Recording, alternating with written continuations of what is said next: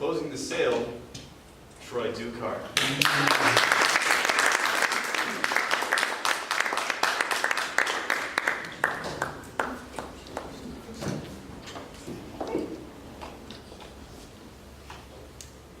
Well, Toastmasters and guests, we are a great club, right? 6-time presidents distinguished. It doesn't just happen by accident. What makes this club so great is the warming, welcome atmosphere. But do you know the one thing that we're all responsible for in this club? Getting new members in. What Toastmasters champions is the fact that although there is natural attrition we have to fight, it should be way more easy to get more members than it is to lose members. And today I'm going to give you some tips on how to get these members in day one. So the first thing we're going to talk about is the meeting standards. We do a great job of this. We end and start on time. So when you're the Toastmaster, you've got to make sure that from 5:30 to 7, that's all the time we take up of a guest, because they may have Sopranos or something they need to watch afterwards. So we got to respect that, right? And we know we're going to go Wild West Pizza after this. So, I get hungry. You got to make sure if you're a speaker or if you're a table topics master, Toastmaster, you come prepared. Don't do an out-of-hip pocket speech unless you have to. Make sure that Toastmaster has your intro so that the guest is floored. When I first got here, I was so impressed at how great this club worked. As an officer, you got to fulfill your duty. I know when I was VPPR, if I started slacking, well, my president would kick me in the butt. But it's a burden on the other officers, which in fact hurts all of the club. So if you're going to be an officer, be 100%. Make sure it goes at a good pace, and I don't mean like running. You don't spend too much time in the speaker section. You don't spend too much time in the table topics evaluations. It should flow. The guest should be just in awe. You got to be enthusiastic, a big old smile like our Toastmaster had today. That really draws people in. If you're not happy, get happy. Fake it. And it's also important that every speech you do, you're working towards something. Because not only are you advancing yourself and the club, but that guest can also do that speech if they are like, hey, Donna, that was an awesome speech. I'm going to do that. Even though I haven't been to Rome, I'm going to do something like that. Now that you know some of the benefits, we're going to talk about win-win strategies. So win-win. We all love win-win, right? A win-win for our club and the guest is when they become a member and they have everything they need. For instance, like Ron is our mentor chair. You got to hook them up with a mentor immediately.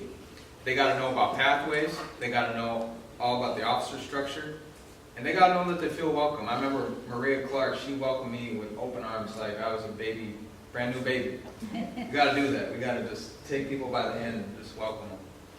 That's a win-win. So there is a win-lose. We can still get that guest as a member, but they may not have a mentor, or they may not know pathways. They may not know our culture. And eventually what could happen is they'll fizzle out and get frustrated, and then they're gone. Lose-lose. We hate lose-lose. Right, Joseph? That's when we don't get that member. We don't ask them to join. And unfortunately, there's going to be some members that it's just not their thing. But like they always told me at Best Buy, if you don't ask, the answer is always no. Right? So we got to all get better at asking for the sale or the member to join. So now we're going to discuss the benefits of Toastmasters. Improved speaking ability, right? Even our DTMs like Patrick and Ron, even at the highest levels, you still got to practice. So you got to tell them that this is internationally recognized as the best public speaking program in the world. Top that. Leadership development. I'm a huge believer that no matter where you are, if you own your own business or you're at a company, you got to be a leader someday to stay there.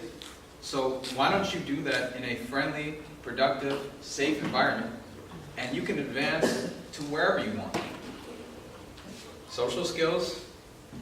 A lot of people think that speaking and social skills are the same. They're similar, but they're different.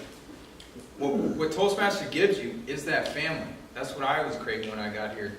And we go out and have fun. So you're learning how to be a speaker, but you're also socializing. And if you don't know how to socialize, it hurts your speaking. Self-esteem, Mark Twain always said, if you do what you fear most, the death of fear is certain. So when you get up and you speak and you face that fear, it's saying nothing. That's why I do comedy. All right, now we're going to talk about closing that sale. You guys know all the benefits, you know what to say. So there's a close acronym that Toastmaster wants you to remember. First thing is compare. Let's talk about seminars. Let's talk about public schools. Let's talk about books. Toastmasters is way cheaper than any of those. And guess what? It's better than any of those. Because speaking is not something you can fake. It's not something that you can just learn over a weekend. It's not like a sales seminar or retail real estate. You have to continue it. That's why Patrick and Ron and Joseph and Linda, Patsy, that's why they're all still here. It's not, you don't get to DTM and you're just an ultimate master forever. You got to ask them, what do they got to lose? Well, you got to lose the fear of public speaking, right? You don't have much to lose as far as the price, because what you get back is infinitely more than you paid. And for me, I always just had nothing to do on Thursday night, so what I all right, opinion. This is important. You got to ask them, hey, what'd you think of the meeting? Was there things that you liked? What are you trying to do in Toastmasters? Get them talking, so then they're involved, they're interested. Story, if they're still on the fence, which can happen, you got to tell them a story. You can tell them a personal one, but I like to think of Maria Clark. She always used to say that she was so shy. Well, when she says that, that just doesn't make sense to me, because she's not shy. She's very confident. And people like that are the reason Toastmasters is success. And then give it an example. Say, if they're like, all right, let's do it. So what we're going to do to you is we're going to bring you over to the Vice President membership. We're going to sign you up. We're going to get you into Pathways. We're going to take you over to Ron, get you a mentor. And we can maybe even sign you up for a role next week. Let them know what's going on. People like to know what's going on. Ding, ding, ding. Vice President membership. She's not here, but Elizabeth O'Neill. If you ever have any questions, bring them to her. She is trained by Toastmasters to help bring people in. So she's going to be a great help to you. This is an application that might be a little hard to see. I'm sure everybody's seen it though. It's very simple to fill out. You just bring them over, help them fill it out. We're going to talk about some things about the application. So with new members, question for you guys. What does a new member have to do that a returning member or a transfer member doesn't have to do? Pay more. Yes, there is a entry fee for new members. So you got to tell them that. Reinstated, Janet, for example, she is a reinstated member. She used to be a member, so does she have to pay that entry fee? No, she does not. That's a big key for returning members. They may not know that. Renewing, we all renew every 6 months. Do we have an entry fee? Yes. Oh, not the entry. No. It's just the club dues and the international and the taxes. Can you be a part of more than one club? Yes, you can. You have to pay dues for both clubs, but you can be a member of both clubs, or more than two clubs. Transfer. Say, Patrick, he's part of Pinta and this club, right? But say he's just part of Pinta. If he transfers here, does he have to pay anything? No, he does not. That membership is brought over here. So if somebody is saying, my club kind of sucks, I really want to come here, tell them, we'll take you. It doesn't cost you anything either. So just remember, new members pay and transfer members don't. I don't know why that all above is in there, but that's Toastmasters.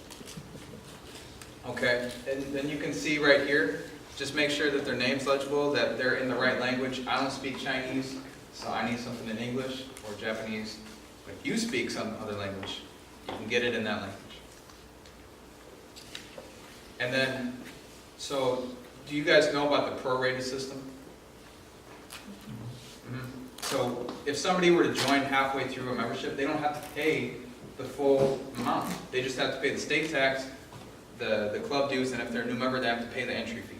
That's a selling point too, because some people may not want to pay the full price. Hey, you don't have to. And then once everything's in there, cash, check, or money order, or cash, check, or credit card, sorry, you get them to sign, you get the BPM to sign, and boom, got a new member. So we're all masters at bringing people in now, right? Right, Mike? Yeah. Yeah. Mr. President? So let's just have some enthusiasm, because people come and go. You're going to have to replace me. So that next guest that comes in, make them join. You know the techniques on how to get them. Make sure that they know the meeting roles, what they can expect to do in Toastmasters. Make sure that they talk to Ron, get them a mentor. That's a huge thing. I know I had Linda and Ron as mentors. They really helped me get going. Make sure they know pathways, how to log into Toastmasters. And once that's done, our fearless leader will come up to the stage and invite them up into our club. It's a win-win. Mr. Toastmaster.